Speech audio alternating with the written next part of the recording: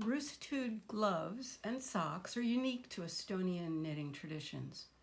Roosimine is the name of the technique where small bits of yarn are laid into the surface of the knitting, creating beautiful motifs that embellish the otherwise plain hands and fingers of the gloves. The cuffs of these garments are constructed using a variety of techniques, such as faux entrelac, true entrelac, scalloped lace cuffs, or ribbing, and might also be enhanced with a cord or braids or a small stranded motif just above the wrist. Judging from the photographs I have seen of old gloves, I believe most of them were knitted with an afterthought thumb, although a few gloves have thumb gussets utilizing the yarn over increase, leaving telltale holes in each side.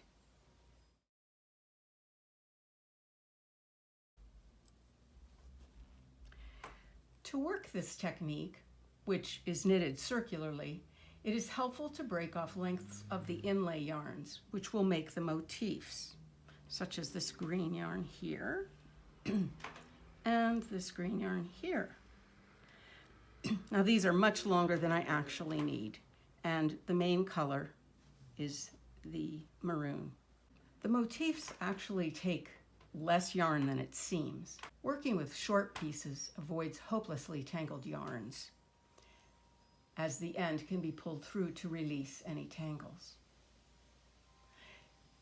So I have a green yarn here for this motif, a green yarn here for this motif, and a blue yarn here, which I now is too short now, and I need to add a yarn. But all the stitches are knitted in the maroon. So I will work across to the point where I need to have a green section. And I bring the yarn forward, and then I knit the required number, in this case 3 stitches. And then I take the yarn to the back again and continue knitting on.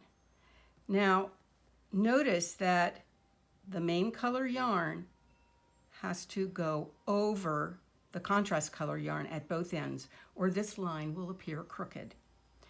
So now I'm going to work with the blue yarn. I need to add a yarn because my tail is too short, and I'm going to stick the short tail in the back with the long part of the yarn hanging in front, and I will knit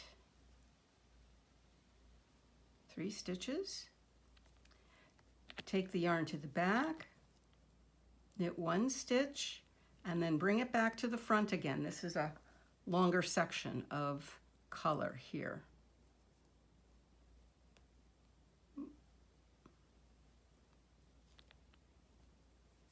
And now I take this yarn to the back. Now, you can see I can't do this. It has to go under the red so that that bit of color lies straight in the knitting. And you can give it a little tug if you like. Again, I'm going to need a green, and I have a separate green yarn over here, so you don't strand from one section to another. Bring the yarn forward, and I'm going to knit 3.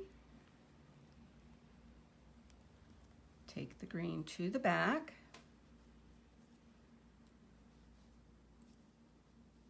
and knit with the main color again.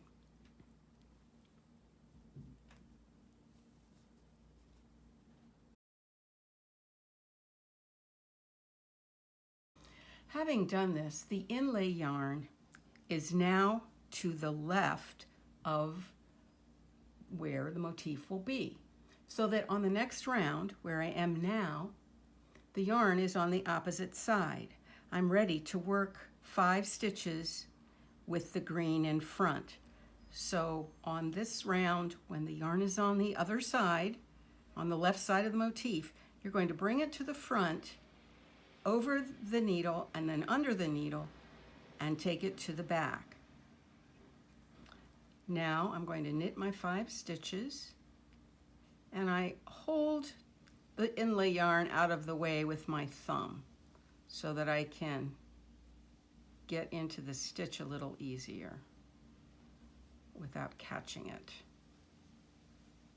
And one more.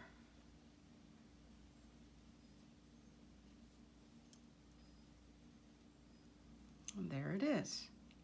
And here the same is true for this blue motif. I'm going to knit 1 red and then bring the blue over the needle and then under it to the back.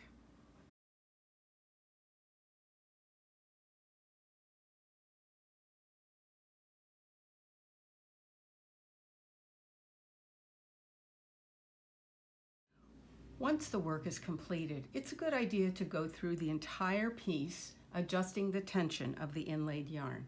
And when blocked, the strands will stay in place.